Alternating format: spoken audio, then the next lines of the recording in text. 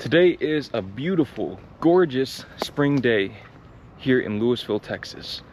It's probably about 72 degrees, very low wind, no clouds in the sky.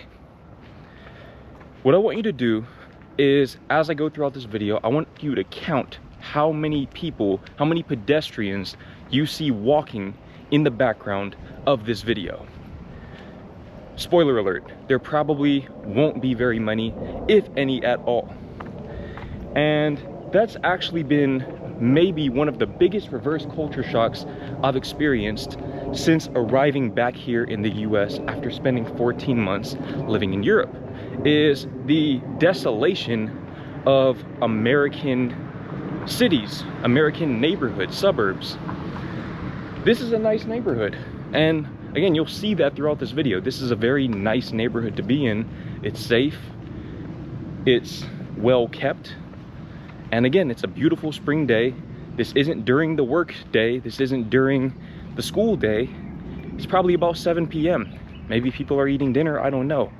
But I know that growing up, on a day like this, we were outside. And in Europe, on a day like this especially, oh my gosh, it doesn't matter where you are, people are going to be out and about, even if they're just sitting on their porches enjoying the scenery, enjoying the weather, people watching. People here, I've noticed, do not go outside anymore. And I think the main reason why this is, I've really been pondering why this is the case, because again, when I was growing up, we were outside. I suspect that the reason why people are staying inside in this day and age in the US is because they're afraid. I think that the US is operating from a place of fear, and I think the undercurrent of fear has sort of always been there, at least for the majority of my life. Probably since 9/11, I think America has kind of had that undercurrent of fear within its collective psyche. But I think things have gotten substantially worse in the past few years. Now, there are also a few reasons behind this that I want to cover later in this video, but aside from the desolation of American suburbs, I mean, look at this. You know that something's wrong when I feel comfortable filming. I don't like filming in front of people. So the fact that I feel completely comfortable talking to this camera right now in broad daylight, that's actually a pretty bad sign. That means that there is nobody out and about. But aside from the fact that these places are very desolate, another indication of American fear, and this is less at the level of the people and more at the level of the government, the administration that's currently in place. The next sign of fear is US Customs at the airport. So my girlfriend and I arrived back here in the US at the end of March. It's April 15th right now as I'm filming this. So a little over 2 weeks ago, we arrived back in the US. Obviously, I'm an American citizen, she's a Dutch citizen, so we had to go in separate lines. I went through the US Customs, she went through the International Customs at DFW Airport. I wholeheartedly expected us to get out at around the same time, because the wait times, when I looked at the little sign, the digital sign that says how many minutes you're expected to wait, were about the same. They were about the same. In fact, I think my wait time might have been a little longer than hers in the US Customs. I had to wait probably an additional 20 minutes for her to get out of that International Customs line. And I'll probably allow her to speak on her experience in an upcoming video, because she can tell it better than I can. But when she came out from that line, she was a little bit shaken. She said that it was a very intense experience. Those were her exact words, it was very intense. And she said that she even saw a few people in front of her get pulled out of the line and taken somewhere else. And who knows where they were taken. Who knows if they were taken to some sort of detention facility, or if they were denied entry, denied access to the US. I don't know. We have no way of knowing that. But what I do know is that her experience with the international customs this time was profoundly different than her experience the last time she came to the US in 2023. Now, I could try to sit here and draw a connection between her experience then and the administration at that time versus her experience now and the administration at this time. But personally, I'd prefer to not have black SUVs pulling up outside of my parents' house. So I'm not even gonna go into that. If you can read between the lines, you can make those conclusions for yourself. What I will say is that in 2023, I hope this fence holds up, because these dogs are pushing this fence to its very, very limits. And if they get out of this fence, you're gonna see Olympic level speed. But anyways, in 2023, she told me that the customs line pretty much didn't exist. There was almost nobody in line. And then on top of that, when she finally got to the counter, I think they might have asked her one question. And I don't even think, if I recall correctly, they asked to see a whole lot of documentation or anything like that. It was a very smooth and seamless process. Because ultimately, I mean, she was this young Dutch woman in her early 20s. What threat does she pose to national security? I mean, I don't know. I understand due diligence and everything, but I mean, come on. But this time her experience was different. They started grilling her with questions. They were asking her where she's going, who she's here to see, how long she's gonna be here. And to be fair, to be completely fair, I don't wanna be biased here, but when I went to the Netherlands, they grilled me at the international customs line as well. I remember the guy who was asking me the questions, I could see it in his demeanor. He was not playing any games. But I answered his questions honestly, and that was that. I got through, and then I got to see my girlfriend, and I spent the next 14 months in that country. But I think the difference, we have a couple of rabbits right here. Don't want to run them off or anything. Hopefully you can see them. Don't see a whole lot of rabbits in the Netherlands, but anyways, I think it's not so much the fact that they grilled her at the customs line, because again, they did the same to me. It's the fact that her experience was so different. Her experience was so different than last time.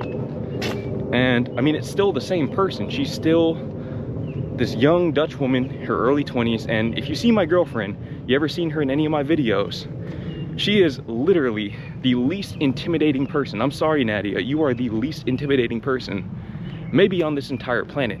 There's nothing intimidating about her whatsoever. But she said that they were grilling her. It's the difference in those two experiences that lets me know that things have changed. Things have definitely changed.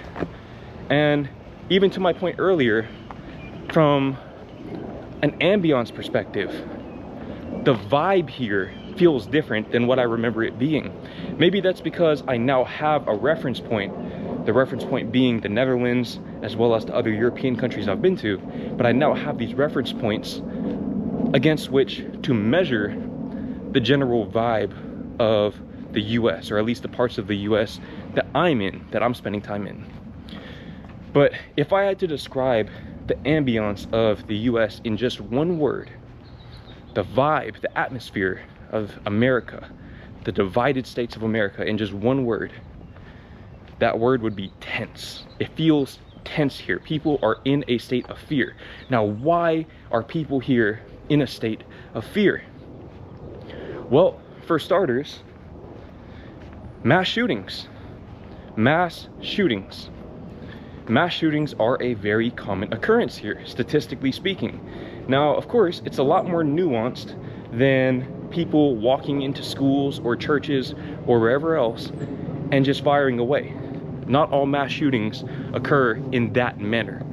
In fact, I'd imagine a lot of mass shootings are actually people who are part of a criminal lifestyle who are shooting at each other. And when a certain number of people get hit, they qualify it as a mass shooting. That's been happening since well before I was born, especially in certain cities.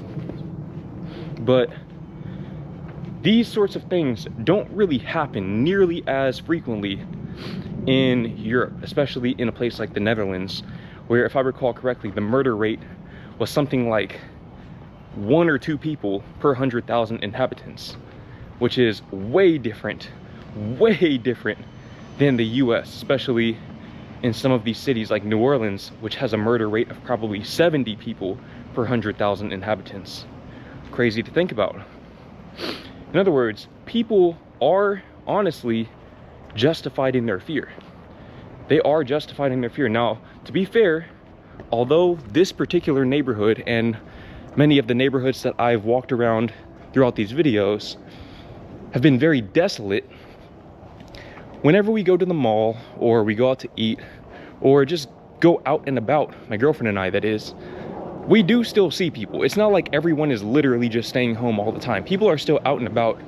But I found even myself, I like to consider myself an optimistic person. Maybe I'm delusional, I don't know. But I like to consider myself a pretty optimistic person. When I'm out and about with my girlfriend, it's always in the back of my mind that something could happen.